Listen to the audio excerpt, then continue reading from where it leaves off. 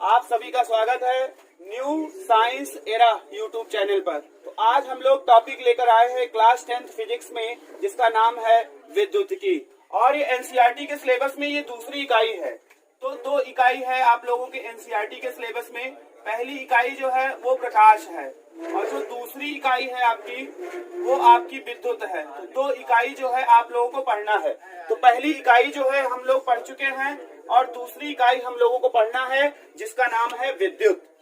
और विद्युत से ये चैप्टर बना हुआ है विद्युतिकी, और इसको इंग्लिश में बोलते हैं इलेक्ट्रिसिटी। क्या बोलते हैं इसको? इलेक्ट्रिसिटी। इसमें हम पढ़ेंगे कि किस प्रकार से किसी तार में, किसी चालक तार में, जैसे मान लिया कि कोई लोहे का चालक तार है, तो इसमें जो इलेक्ट्रिक चलती है, जो विद्युत का चालन होता है, जो बिजली एक स्थान से दूसरे स्थान तक पहुंचती है, आखिर किस तरीके से पहुंचती है, उसका कारण क्या होता है। तो डियर स्टूडेंट, इस चैप्टर पे ही हम बात करेंगे, ज्यादा इससे इधर उधर नहीं भटकेंगे, क्योंकि एनसीईआरटी का सिलेबस बहुत सूक्ष्म है, लेकिन फिर भी हम अंदर तक आपको जानकारी देंगे। आज सबसे पहला पॉइंट इस चैप्टर में जो पढ़ना होता है उसका नाम है आवेश। आवेश को हम लोग इंग्लिश में क्या कहते हैं? चार्ज कहते हैं। आवेश को इंग्लिश में हम लोग क्या कहते हैं? चार्ज कहते हैं। ठीक है ना। अब चार्ज देखिए 2 प्रकार का होता है। एक होता है आपका धनावेश और एक आपका होता है ऋणावेश। अब धनावेश को हम लोग बोलते हैं पॉजिटिव चार्ज। इसको क्या बोलते हैं हम लोग? पॉजिटिव चार्ज बोलते हैं। और ऋणावेश को हम लोग जो है निगेटिव चार्ज बोलते हैं। क्या बोलते हैं? निगेटिव चार्ज बोलते हैं। तो अब हमको ये समझना है कि चार्ज है क्या, हमको ये समझना है कि आवेश है क्या। तो आवेश है क्या, इसके लिए हमको सबसे पहले ये समझना है कि आवेश पदार्थ का गुण है। आवेश पदार्थ का क्या है? गुण है। और पदार्थ का ऐसा गुण है जो विद्युत प्रकृति की व्याख्या करता है। जो विद्युत प्रकृति की क्या करता है? व्याख्या करता है। मतलब ये कि आवेश बताएगा कि किसी भी पदार्थ की विद्युत प्रकृति कैसे है। आवेश बताएगा कि पदार्थ धनावेशित है या पदार्थ ऋणावेशित है। यह कौन बताएगा? आवेश बताएगा। तो आवेश क्या होता है? पदार्थ का गुण होता है और यह विद्युत प्रकृति की व्याख्या करता है। और आवेश उत्पन्न कैसे होता है? याद कर ले आप लोग, आवेश घर्षण की प्रक्रिया द्वारा उत्पन्न होता है। आवेश किस प्रक्रिया द्वारा उत्पन्न होता है? घर्षण की प्रक्रिया द्वारा उत्पन्न होता है। बचपन में आप लोगों ने देखा होगा, आप लोग एक पटरी ले लेते थे और उसको अपने सर पर रगड़ते थे। याद होगा सभी लोगों को। एक पटरी लेते थे, उसको आप अपने सर पर रगड़ते थे और कागज के छोटे छोटे टुकड़े को आप जो है पास में जब इस पटरी को ले जाते थे तो कागज के छोटे छोटे टुकड़े इसमें क्या हो जाते थे? चिपक जाते थे। तो आप लोग जादू जादू कहकर ऐसा खेलते थे, लेकिन वो कोई जादू नहीं है। बचपन में जब आप अपनी पटरी को अपने सर से रगड़ते थे तो वो पटरी आवेशित हो जाती थी। उस पटरी के अंदर क्या आ जाता था बताइए? आवेश आ जाता था। वह पटरी चार्ज हो जाती थी, आवेशित हो जाती थी और सूक्ष्म कणों को अपनी ओर आकर्षित करने लगती थी। समझ में आया? तो घर्षण की प्रक्रिया द्वारा आवेश की उत्पत्ति होती है। ऐसा क्यों होता है, इसको हम और डिफाइन करना चाहेंगे कि कैसे घर्षण की प्रक्रिया द्वारा आवेश की उत्पत्ति होती है। अब आप लोग देख सकते हैं, जैसे मान लीजिए हमारे पास कोई पदार्थ ए है और कोई पदार्थ बी है। इससे हम लोग क्या कर रहे हैं बताइए? घर्षण कर रहे हैं। कोई पदार्थ ए को पदार्थ बी से क्या कर रहे हैं? रगड़ रहे हैं, घर्षण कर रहे हैं। जब हम घर्षण करेंगे तो आवेश उत्पन्न होगा। जब हम घर्षण करेंगे तो क्या उत्पन्न होगा? आवेश उत्पन्न होगा। आखिर घर्षण में ऐसी कौन सी प्रकृति होती है, ऐसी घर्षण में कौन सी चीज हो जाती है कि आवेश उत्पन्न हो जाता है? देखिए बेटा, जब हम 2 पदार्थ को घर्षण करते हैं तो क्या उत्पन्न होती है? ऊर्जा उत्पन्न होती है। अगर हम अपने दोनों हाथ को ऐसे रगड़ दें तो देखिए हमारा हाथ गर्म हो जाता है, मतलब हम घर्षण कर रहे हैं। जब हम घर्षण करते हैं तो क्या उत्पन्न होती है? ऊर्जा उत्पन्न होती है। अब देखिए, एक पदार्थ ए है, एक पदार्थ बी है। जब ऊर्जा उत्पन्न होती है तो ऊर्जा पदार्थ ए ग्रहण कर ले चाहे बी ग्रहण कर ले, ऊर्जा कोई एक पदार्थ ग्रहण कर लेता है। जैसे पदार्थ ए ने ऊर्जा का ग्रहण कर लिया तो ये इलेक्ट्रॉनों का क्या कर देता है? त्याग कर देता है। ये इलेक्ट्रॉन को क्या कर देता है? त्याग कर देता है। तो जो त्यागा हुआ इलेक्ट्रॉन है उसको मान लो ये अगर ग्रहण कर ले रहा है तो हुआ क्या? जो इलेक्ट्रॉन त्यागता है उस पर कौन सा आवेश आ जाता है? धन आवेश आ जाता है। और जो इलेक्ट्रॉन ग्रहण करता है उस पे कौन सा आवेश आ जाता है, ऋण आवेश आ जाता है। तो मेरे कहने का मतलब ये है कि जब दो पदार्थों को आपस में हम लोग घर्षण करेंगे, पदार्थ ए को पदार्थ बी से जब घर्षण करेंगे तो घर्षण के उपरांत ऊर्जा उत्पन्न होती है। जो ऊर्जा होती है उसको या तो पदार्थ ए ग्रहण कर लेता है या पदार्थ बी ग्रहण कर लेता है। इस ऊर्जा को कोई भी पदार्थ ग्रहण कर सकता है, ए भी ग्रहण कर सकता है और बी भी ग्रहण कर सकता है। तो जो पदार्थ ऊर्जा को ग्रहण करता है वो अपने अंदर से इलेक्ट्रॉनों का क्या कर देता है, त्याग कर देता है। और जो अपने अंदर इलेक्ट्रॉनों का त्याग कर देता है वो धनावेशित हो जाता है, और जो इलेक्ट्रॉनों को ग्रहण कर लेता है वो ऋणावेशित हो जाता है। इस प्रकार इस पदार्थ पे देखिए धन आवेश आ गया और इस पदार्थ पे ऋण आवेश आ गया, तो हम कह सकते हैं कि ये पदार्थ धनावेशित है और हम कह सकते हैं कि ये पदार्थ ऋणावेशित है। तो ये है धनावेश और ऋणावेश आने का कॉन्सेप्ट। आपको समझ में आ गया होगा कि धनावेश कैसे आता है, ऋणावेश कैसे आता है। इसको हम और थोड़ा क्लियरली समझाना चाहते हैं। जैसे देखिए, हम एक एग्जाम्पल लेते हैं एन का और एक एग्जाम्पल लेते हैं Cl का, NaCl का। देखिए Na में क्या होता है, ये नाभिक है, कक्षाएं होती हैं। इसमें क्या हो गई, कक्षाएं होती हैं। मान लीजिए ये देखिए, पहली कक्षा में कितना इलेक्ट्रॉन पढ़े होंगे, 2, 8, 10, 11। तो देखिए पहली कक्षा में 2 इलेक्ट्रॉन होते हैं, दूसरी में कितने होते हैं, 1, 2, 3, 4, 5, 6, 7, 8 होते हैं। तीसरी में कितने होते हैं, 1, तो 2, 1, 2, 3, 4, 5, 6, 7, 8, तो 2, 8, 1, ये सोडियम के इलेक्ट्रॉन हो गए। अगर क्लोरीन परमाणु की हम बात करें तो पहले कक्षा में 2 इलेक्ट्रॉन, दूसरे कक्षा में 1, 2, 3, 4, 5, 6, 7, 8 इलेक्ट्रॉन, और तीसरी कक्षा में कितने इलेक्ट्रॉन होते हैं, 1, 2, 3, 4, 5, 6, 7। मान लीजिए सोडियम परमाणु क्लोरीन परमाणु से क्या कर रहा है, घर्षण कर रहा है। मान लीजिए कि सोडियम परमाणु को क्लोरीन परमाणु से हम क्या करा रहे हैं, घर्षण करा रहे हैं। सोडियम परमाणु ले लिया और क्लोरीन परमाणु ले लिया। सोडियम परमाणु और क्लोरीन परमाणु को आपस में क्या कर रहे हैं, हम मान लीजिए घर्षण कर रहे हैं। जब हम घर्षण करेंगे बेटा तो आप बताइए यहाँ पर क्या निकलेगी, ऊर्जा निकलेगी। जब सोडियम परमाणु और क्लोरीन परमाणु को आपस में घर्षण करेंगे तो घर्षण करने पे क्या निकलेगी, ऊर्जा निकलेगी। अब ये ऊर्जा या तो ये परमाणु के अंदर जाएगी या तो ये ऊर्जा इस परमाणु के अंदर जाएगी। तो इस प्रकार से जो ये ऊर्जा होती है वो इस परमाणु में आने लगती है। तो जब ऊर्जा इस परमाणु में आने लगती है तो बाहरी कक्षा में उपस्थित जो इलेक्ट्रॉन है ये ऊर्जा को सबसे पहले कौन ग्रहण कर लेता है, ये इलेक्ट्रॉन ग्रहण कर लेता है। और जब इस इलेक्ट्रॉन के पास ऊर्जा आ जाती है तो ये इलेक्ट्रॉन अपनी कक्षा छोड़कर कहाँ चला जाता है, बाहर चला जाता है, और ये इलेक्ट्रॉन क्या हो जाता है, मुक्त हो जाता है। और इसी इलेक्ट्रॉन को जो बाहर घूमने के लिए स्वतंत्र हो जाता है, इसी को मुक्त इलेक्ट्रॉन कहा जाता है।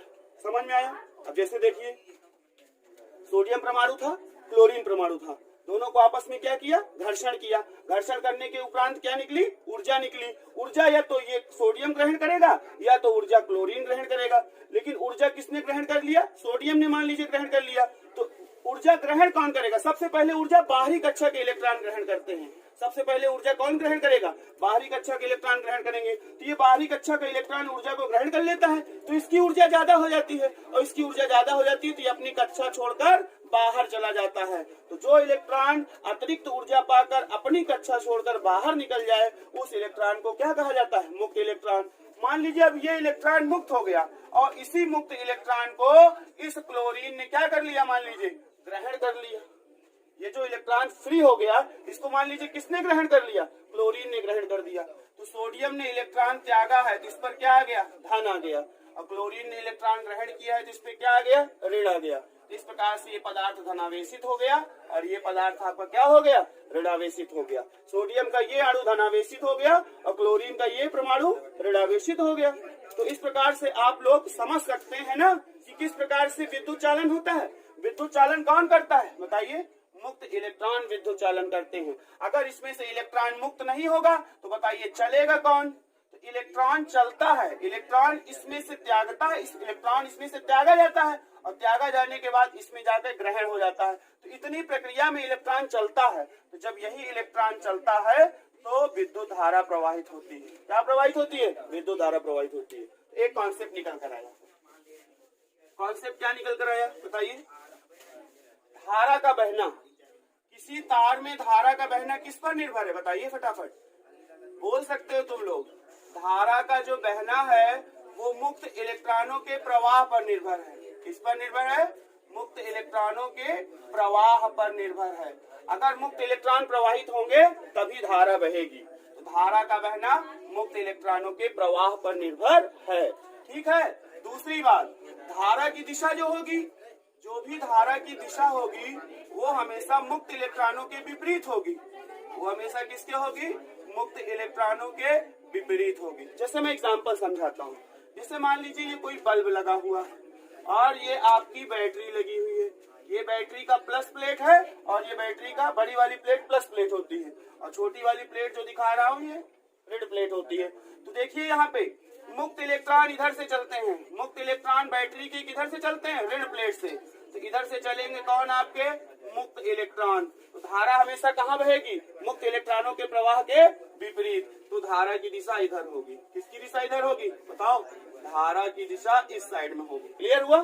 तो कहने का मतलब ये है, जैसे कोई मान लीजिए बल्ब है, बल्ब का हमने एक सिरा बैटरी के धन प्लेट से जोड़ा, बल्ब का दूसरा सिरा हमने बैटरी के माइनस से जोड़ा, तो बल्ब जलने लगता है। अब हमको ये देखना है कि मुक्त इलेक्ट्रॉन किधर से जा रहे हैं और धारा किधर से जा रही है। तो मुक्त इलेक्ट्रॉन हमेशा बैटरी के ऋण प्लेट की ओर से प्रवाहित होते हैं और धारा हमेशा बैटरी के धन प्लेट की ओर से प्रवाहित होती है। अब हम देख रहे हैं कि मुक्त इलेक्ट्रॉन उधर जा रहा है और धारा इधर आ रही है, तो हम कह सकते हैं कि धारा की दिशा हमेशा मुक्त इलेक्ट्रॉनों के प्रवाह के विपरीत होती है। और हम ये भी समझ गए धारा का बहना मुक्त इलेक्ट्रॉनों के प्रवाह पर निर्भर है। अगर मुक्त इलेक्ट्रॉन प्रवाहित नहीं होंगे तो किसी भी परिपथ में धारा नहीं बहेगी। तो शुरू में जो हमने तार लिया था एक लोहे का ए और बी, इसमें धारा कब बहेगी? इसमें धारा कब बहेगी? जब इसमें कौन प्रवाहित होगा? मुक्त इलेक्ट्रॉन प्रवाहित होंगे। बिना मुक्त इलेक्ट्रॉन के प्रवाहित हुए धारा का प्रवाह संभव नहीं है। समझ में आया? तो किसी भी विद्युत परिपथ में धारा के प्रवाह के लिए मुक्त इलेक्ट्रॉनों का प्रवाह आवश्यक है। और मुक्त इलेक्ट्रॉन क्या है? हमने बताया, जब दो पदार्थ को या दो पदार्थ के परमाणुओं को आपस में घर्षण किया जाता है तो घर्षण से ऊर्जा निकलती है और ऊर्जा परमाणु ग्रहण कर लेता है और अपने बाहरी कक्षा में उपस्थित इलेक्ट्रॉन को त्याग देता है। तो वो इलेक्ट्रॉन ऊर्जा पाकर बाहर निकल जाता है। तो उसी इलेक्ट्रॉन को कौन सा इलेक्ट्रॉन कहा जाता है? मुक्त इलेक्ट्रॉन। और जितने इलेक्ट्रॉन नहीं निकल पाते हैं उनको कौन सा इलेक्ट्रॉन कहा जाता है? बद्ध इलेक्ट्रॉन कहा जाता है। बद्ध माने बंधे हुए इलेक्ट्रॉन। जैसे मैं एक बार फिर दिखा दूं आपको। जैसे ये आपका था, पहली कक्षा में 2 थे, दूसरी कक्षा में 1 2 3 4 5 6 7 8 थे, तीसरी कक्षा में कितने थे? 1 ना। तो जब इसको आप ऊर्जा दिए थे तो ये वाला इलेक्ट्रॉन बाहर निकल गया। तो जो इलेक्ट्रॉन बाहर निकल गया वो मुक्त इलेक्ट्रॉन हो गया। और जितने इलेक्ट्रॉन बाहर नहीं निकल पाए इन सभी इलेक्ट्रॉन को कौन सा इलेक्ट्रॉन कहते हैं? बताओ। बद्ध इलेक्ट्रॉन कहते हैं। क्लियर हो गया कि नहीं? तो मुक्त इलेक्ट्रॉन स्वतंत्र होते हैं, ठीक है, और बद्ध इलेक्ट्रॉन ये स्वतंत्र नहीं होते हैं, ये नाभिक द्वारा बंधे होते हैं, परमाणु के नाभिक द्वारा बंधे होते हैं। फिर आइए हम थोड़ा सा आपको आगे ले चलते हैं। अगला टॉपिक देखिए जो होता है विभव। ये एक शब्द होता है विभव। बच्चे इसको लेकर कई भ्रामक स्थितियां होती हैं। विभव होता है, विभवांतर होता है ना। 2 चीजें समझना है। विभव और विभवांतर एक ही भौतिक राशि है।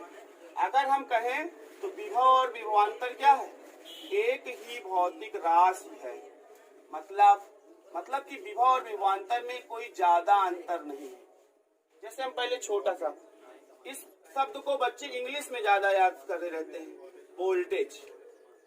अगर हम विभव कहते हैं तो बच्चों को लगता है अनसुना शब्द, लेकिन अगर इसी को हम वोल्टेज कह दें तो लड़कों को लगता है हाँ हम कभी वोल्टेज सुने, है ना। अभी हम धारा चिल्लाते हैं तो आप लोगों को धारा कम समझ में आती है। अगर हम इसी को करंट कह दें तो आप लोगों को दिमाग में थोड़ा सा तो असर पड़ जाता है कि हाँ ये कुछ सुना गया है। क्यों? सुने हो ना तुम लोग? यस नो बोलते रहा करो तुम लोग। तो ये जो धारा है इसको करंट कहा जाता है, समझ में आया। और विभव को क्या कहा जाता है? वोल्टेज। तो आज हम लोगों को पढ़ना है विभव और विभवांतर के बारे में, ठीक है। तो विभव क्या है, अब आइए समझते हैं विभव क्या है। देखिए सबसे पहले हम लोग जान ले रहे हैं विभव। विभव क्या है? ये एक प्रकार का कार्य है। विभव एक प्रकार का क्या है? कार्य है। समझ में आया? विभव एक प्रकार का क्या है? कार्य है। ठीक। अच्छा, कार्य कैसी राशि होती है? अदिश राशि। तो हम लोग कह सकते हैं कि विभव भी कैसी राशि है भाई? अदिश राशि है। जब कार्य अदिश राशि है तो विभव भी कैसी राशि है? अदिश राशि है। देखिए आप लोग मैथ में भी पढ़े हो अनंत, है ना? अनंत देखे हो ना? हाँ ठीक है। और ये हमारा है पृथ्वी, ये हमारा क्या है? पृथ्वी। ठीक है। मान लीजिए अनंत पे कोई आवेश क्यों रखा है? अनंत पर कोई आवेश क्या रखा है? क्यों? कोई धनावेश मान लीजिए वो अनंत पे रखा है। उस अनंत से उस धनावेश को आप ले आइए। कहाँ ले आइए? पृथ्वी पर ले आइए। और पृथ्वी पर स्थित किसी बिंदु तक लाइए। हमने मान लिया ये हमारी पृथ्वी है और ये पृथ्वी का स्थित कोई बिंदु है, तो हम इस क्यू आवेश को अनंत से पृथ्वी के किसी बिंदु पर ला रहे हैं। चाहे इस बिंदु पर लाइए, इस बिंदु पर लाइए, पृथ्वी के किसी भी बिंदु पर आप लाइए। तो लाने में कुछ कार्य करना पड़ेगा, हाँ या ना? बोलो भाई। अनंत पर स्थित एक प्लस क्यू आवेश रखा है और इस प्लस क्यू आवेश को आप उठाकर पृथ्वी के किसी बिंदु तक ला रहे हैं। तो अनंत पर स्थित उस आवेश को, उस प्लस क्यू आवेश को पृथ्वी पर स्थित किसी बिंदु तक लाने में क्या करना पड़ेगा? कार्य करना पड़ेगा, है ना? तो जितना कार्य करना पड़ेगा वही उस बिंदु का क्या कहलाएगा? विभव कहलाएगा। समझ में आया? वही उस बिंदु का क्या कहलाएगा? विभव कहलाएगा। जैसे देखिए, समझ लीजिए और कायदे से इसको आप समझ लीजिए। जैसे मान लीजिए अनंत पर कोई आवेश प्लस क्यू रखा है और ये पृथ्वी है और ये पृथ्वी का कोई बिंदु ए है। इस अनंत पे रखे प्लस क्यू आवेश को हम पृथ्वी पर स्थित इस बिंदु ए तक ला रहे हैं। मान लीजिए ए तक लाने में हमको कितना जूल काम करना पड़ा? 12 जूल कार्य करना पड़ा। कार्य का मात्रक क्या होता है? जूल होता है। मान लिया अनंत पे रखे इस प्लस क्यू आवेश को उठाकर पृथ्वी के किसी बिंदु तक लाने में 12 जूल कार्य करना पड़ा। तो इस बिंदु का विभव कितना हो जाएगा बताइए? 12 वोल्ट हो जाएगा। इस बिंदु का विभव कितना हो जाएगा? 12 वोल्ट हो जाएगा। क्लियर हुआ? दो चीज यहाँ से आपको और क्लियर हुई। कार्य का मात्रक क्या होगा? जूल। ऊर्जा का मात्रक क्या हो जाएगा? जूल। विभव का मात्रक क्या हो जाएगा? वोल्ट। तैयार कर लो तीन चीज यहाँ पे। और कार्य का मात्रक जूल, ऊर्जा का मात्रक जूल, विभव का मात्रक वोल्ट, आवेश का मात्रक कूलाम, आवेश का मात्रक कूलाम, धारा का मात्रक एम्पियर, धारा का मात्रक एम्पियर। कोई भी आदमी कुछ भी पूछे तो खटाखट आपके मुंह से जवाब आना चाहिए। तो 5 इसमें जरूरी हैं। कार्य का मात्रक जूल, ऊर्जा का मात्रक जूल, विभव का मात्रक वोल्ट, आवेश का मात्रक कूलाम, धारा का मात्रक एम्पियर। अब बताओ विभव क्या है? अनंत पर स्थित किसी प्लस क्यू कूलाम आवेश को, अनंत पर स्थित कोई प्लस क्यू कूलाम आवेश रखा है, उसको ले आने पर कहाँ लाओगे?